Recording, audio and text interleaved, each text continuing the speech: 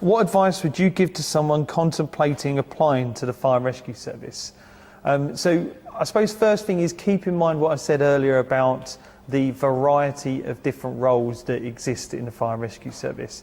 It's very easy to think that the Fire and Rescue Service roles are predominantly around a firefighter role, and there's many firefighters in Surrey, but there are also a vast array of different roles that you can get involved in. Now, we recruit our staff on the basis of attitudes and behaviours, and then we train people for skills. So if anything, as a piece of advice, it would be to make sure that you are familiar with and that you are reflecting in your own behaviours what is the core code of ethics for the Fire and Rescue Service. You need to make sure with absolute confidence that you are able to live and breathe and demonstrate those values in everything that you do, not only within the workplace but also within your community. Taking on a role in the Fire and Rescue Service is both a vocation, it's something that people get very passionate about, and rightly so, because we do really good work keeping you safe. But equally, you become a role model in your local community, and you need to take that seriously if you're considering the Fire and Rescue Service. If you are looking for a career in the Fire and Rescue Service, and please do consider us, do take a look on the website, do look on our social media, and pop into a local fire station and ask the teams there, and they'll be able to direct you into the right areas. What causes flash fires? So I'm going to assume you mean flash over. This is when there is a fire in a room or a compartment where the fire causes the overall temperature within that room to get to such a state that anything in that room, majority of items in that room, starts to emit gases, which is the gases of pyrolysis. And at that point, the fire spreads suddenly from being a partially developed to a fully developed fire. And it will engulf the whole room. It takes place very, very quickly, and it's very, very dangerous. So in short, what can we do to try and stop these fires from occurring? This is where our prevention messaging comes in.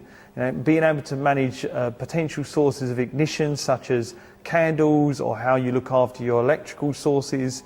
This is the advice that we can provide you to avoid getting into a position not only where you have a fire, but also where that fire would unfortunately develop into a flashover condition. And those conditions will result in significant damage to premises. Residents, so owners of homes, can contact us via the website and use the safety questionnaire. And owners of businesses, please do contact us and ask for a business safe and well visit. Okay, so the area of Surrey I live in has a lot of heathland, and Hankley and Thursley have gone up in flames, causing a lot of damage. I don't see anything in terms of fire safety awareness at these sites. I wonder what can be done in terms of prevention to make wildfires less common in Surrey.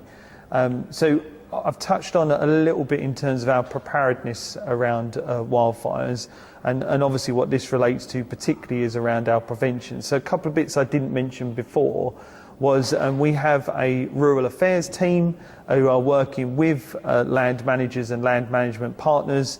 I mentioned a lot about the work that we're doing there, and they work particularly in risk areas, and Hankley and Thursley will be, in our view, some of those particular risk areas, because we've had a number of fires in those areas over a large period of time. So we're currently reviewing what we call as our wildfire management plans. So these are plans that enable our staff to know what the ground surface looks like, where their access is, where their water supplies are, and ultimately that's to make sure that we provide a better response. When it comes to periods of heightened wildfire risk, we will actually actively participate in patrols, so looking for any potential issues around a risk from ignition sources, whether that be people misusing disposable barbecues, or having bonfires, or discarding unreasonably of any litter.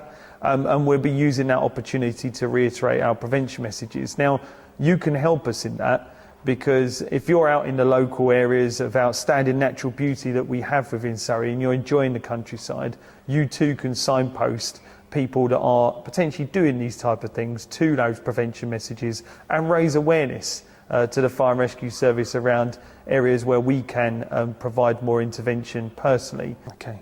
What's the most common cause of fires you see in people's homes? Has this changed over the time you've worked in the fire service?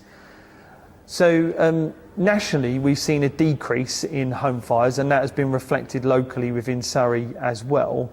So the kitchen environment is often an area which is a source of many causes, and that can include things like not ensuring that you're utilising cooking appliances correctly, so maybe inappropriately putting tin foil into microwaves, or leaving cooking unattended, or even, for example, leaving things that are potentially combustible too close to a source of ignition, so maybe tea towels or loose clothing next to an ignition source.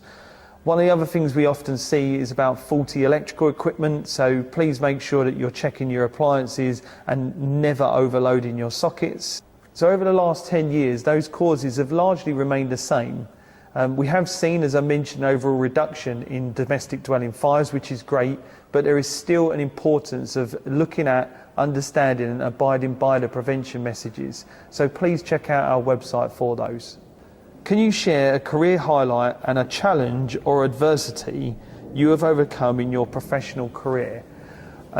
So the highlight more recently has been becoming the Chief Fire Officer of Surrey Fire and Rescue Service, which is both a great honour, but also comes naturally with its own challenges.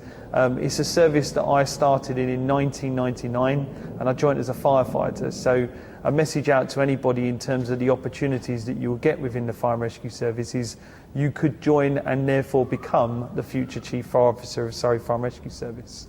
So the main challenge for us at the moment is about our culture improvement journey. There's a lot that we need to do in the Fire and Rescue Service to make sure that we are truly inclusive and that we're providing opportunities for all of our staff and members of the community that want to become part of our Fire and Rescue Service of the future.